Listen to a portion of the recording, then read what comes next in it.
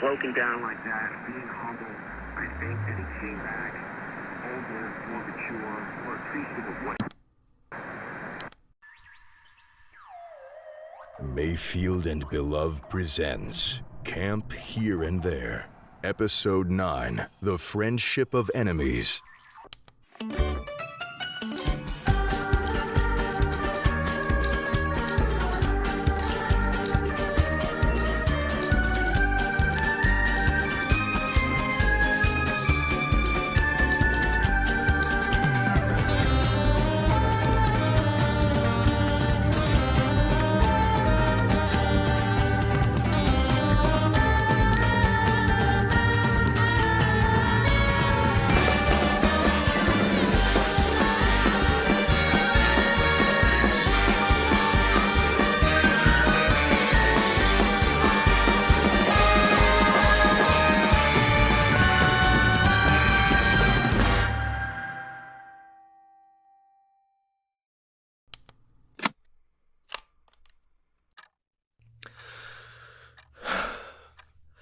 The time is 1:30 p.m. and the date is, I think, June 18th. This is Jedediah A. Martin, co-nurse at Camp Here and There, and I'll be recording a session of conflict mediation between two people who I had dearly hoped I wouldn't have to do this with ever again. In accordance with the terms of my employment, I've made myself available as a neutral third party for the oversight of interpersonal conflict, which has grown beyond the,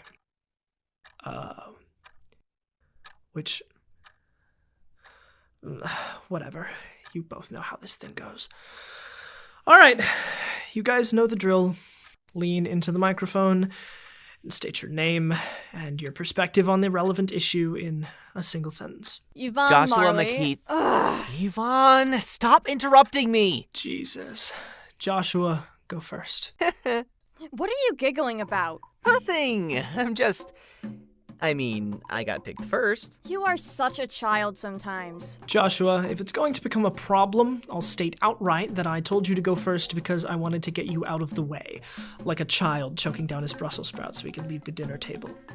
Not as a show of favoritism towards you. Damn, guy. All right. Name and perspective. I'm Joshua McKeith, and I don't think Juniper should stay with us. I mean, don't get me wrong, I love the dude, but... One sentence, thank you. Yvonne? Yvonne Marley, and I think Joshua is being really stupid about this. Juniper needs a place to crash while his kids go all young Turk on us, and we've got an extra bed since we had one girl go home early. Juniper is not a bad house guest. He might be a bit silly and irresponsible, but he's nice and charismatic, and the kids really like him. There's no reason not to let him sleep in our cabin. Okay, she just got, 4 sentences. Well said, Yvonne. Thank you. Dude! So, the source of contention is Counselor Sloane's temporary residence in Cabin Silkworm. With that established, you'll each get a minute to explain your point of view in greater detail. Joshua, you go first again. Starting now. Fine. Last night, Juniper lost control of his cabin. You know, like a wimp. He keeps letting his kids, undermine his authority, and this is where it gets him. He has no backbone. Just a few days ago, he was getting hung by his trousers as a sacrificial symbol of anarchy by a bunch of 14-year-olds, and then the other night, he gets kicked out of his cabin. They're middle schoolers. Can you seriously not stand up to a bunch of teenagers? I would never let anything like that happen to me. I mean, I've been working on my muscles. Trust me. And there's a certain quality to a man who can inspire the kids in his cabin to respect him. Please focus, Joshua. I'm focused. No, you're waffling. Hey, no talking during my minute. You are waffling. I'm pointing out the problem here. Juniper dumps himself on our doorstep like a scruffy little street urchin, sleeps in a kid's bed, and takes it upon himself to plan the day's activities for our cabin, which not only totally derails the activities that I put so much effort into planning, but it's an outright challenge to my title as the man of the cabin. Maybe his activities were just more fun than yours. Consider that. My minute. Whatever. Juniper doesn't have to just give in to the pressure of his kids. There are other ways to handle their behavior that don't uproot the natural order of the camp. Natural order? Things are set up here in a specific way. My cabin is my territory, and it's my right to guard it. Is his minute over yet? No, I want to hear more about the natural order of the camp. I'm being serious. We don't have the space, and our kids have enough trouble respecting my authority without this interloper coming and trying to show me up, especially since he's making these claims on my territory after being pushed out of his own. Right. Of course. I'm worried about this for his sake, too. Juniper can't let himself get pushed around by a bunch of kids. It's not healthy. And by sleeping anywhere but his own bed, he's letting them win. What is that teaching them? All right, it's not that funny anymore. Joshua, no more. Yvonne, your turn. Right. Well, Juniper knocked on our door last night and told us that the kids at Cabin Dung Beetle got their hands on his father's phone number and were threatening to call the man and inform him that his son was working as a camp counselor in downstate Ohio. So, see, he didn't have any choice except to comply with their demands and step down as counselor of his cabin. It was Lucille's decision for Juniper to stay in Cabin Silkworm with us, and I didn't see any problem with it since we do have a spare bed. And I know this is like part of Joshua's problem, but our kids love Juniper. He taught us this cute little card game last night, and this morning he took them out for archery, and he just makes everything so fun for them. He's just good at talking to teenagers. The only person who doesn't think that's awesome is Joshua, who cannot get over his stupid alpha male complex. Well put, Yvonne. There's a time and place for fun. Juniper has wasted our time and our kids' time just goofing off. I had a productive and fulfilling day planned for them. We were gonna start by cleaning the cabin. I came up with this game that's supposed to make cleaning fun. Cleaning will never be fun. This is a fundamental truth that Juniper understands and you don't. It's valuable. They're learning life lessons, which Juniper can't teach them because he doesn't know anything about life. Can you just admit that you're jealous that the kids like him more than you? This would all go way faster. I am not. If I'm jealous of how he can get away with goofing off and mooching off of us and never standing up for himself or doing anything important. Joshua, your reasons for not wanting Juniper to stay with you they're your reasons. But he has to stay somewhere. I beg to differ. What? If Juniper's got nowhere to stay, it's his own fault. That's survival of the fittest, dude. If you can't fill your niche, you disappear. This is not the fucking Discovery Channel. Okay, I'm sorry for the metaphors, but I was here first, and I pull my weight around camp in a way he just doesn't. Is it really that ridiculous that I feel like I deserve some respect for that? Maybe you should start your own summer camp where counselors are sorted into alphas and omegas. Do not give him ideas. Why can't he stay with Rowan? Rowan's the only counselor in his cabin, since, the incident last year. When his co-counselor got destroyed. We knew what you were talking about without you saying it, dude. Well, you didn't react, so how was I supposed to know? How did you want me to react to being reminded of how one of my coworkers was destroyed? Let's please not have an argument on top of an argument. Listen, Joshua, it's only until Lucille sorts the problem out with the kids, right? And she is very mad at those kids.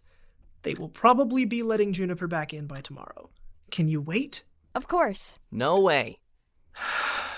And if you don't mind me saying, Mr. Mediation, what even is your job here? 'Cause to me, it seems like you think your job is to convince me to repress my problems. I'm just trying to get this over with, Joshua. Your job is definitely not getting this over with. Yvonne, you have to agree, it really seems like he doesn't care about this. I mean, of course he doesn't. It's not his problem. And you're actually okay with that? You were just talking to me yesterday about how you hate how distant he's been. Hey, I did not give you permission to share that! This session isn't about me. I'm just trying to point out... Stuff that doesn't even matter. Listen, there's a reason we're here. Right, getting Juniper to move into Rowan's cabin. We do not control where Juniper sleeps. That is Lucille's decision. Well, we can petition her. Joshua, listen to me. It has been one night, and it will probably only be one night more. Juniper is not so powerful as to uproot your entire personal ecosystem in a day, unless it was already on the verge of collapse, which would not surprise me given the way you've been talking about life and relationships so far. Jesus, fine, I am jealous. I'm jealous, okay, God. Everyone thinks he's awesome, and everyone thinks I'm annoying. Maybe that bothers me a little. Joshua. I don't know what he actually does that I don't. Yeah, he's funny, but he's inconsiderate and irresponsible, and I try really hard around here, and I actually give a shit. It's kinda stupid of you to hide that sincere reaction behind a bunch of Darwinistic nonsense. And we're supposed to be friends, Yvonne, and you've barely acknowledged me since he got here. How am I supposed to talk to you? Joshua, I'm sorry. Juniper is fun to hang out with, but believe me, he could not replace you as a co-counselor or a friend. In fact, if they did make him my co-counselor, I would probably quit, because he really is irresponsible. And a bit of a twit. That said, I'd appreciate it if the next time you felt insecure, you just said it, instead of turning into a weird, mean, natural philosopher about it. Yeah, I'm sorry, I guess. I just hope the kids don't, hate me. I really doubt it.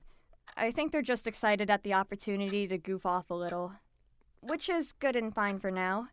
Not sustainable, but fine for a day. Sweeping the cabin isn't, the end of the world, though. They should be able to do it. They're kids, dude. What do you expect? I guess you're right. Well, I'm glad we're still friends and everything.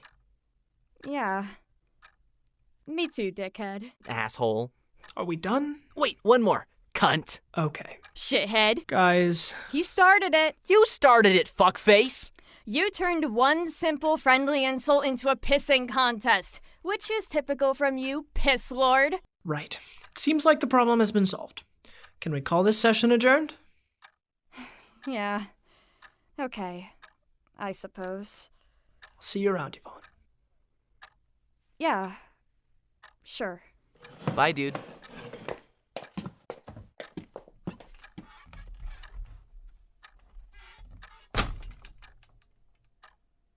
After log notes, Joshua sucks. Yvonne is cool, I guess. Christ, Sydney. Why do you make me do this job? I'm so tired. These meetings never go anywhere. Sometimes I think you just like seeing me flounder and fail at things. Do you like it? Fuck, never mind. Scratch that. I'm just smashing this tape. A bird ate it. I dropped it in the bonfire. Whatever.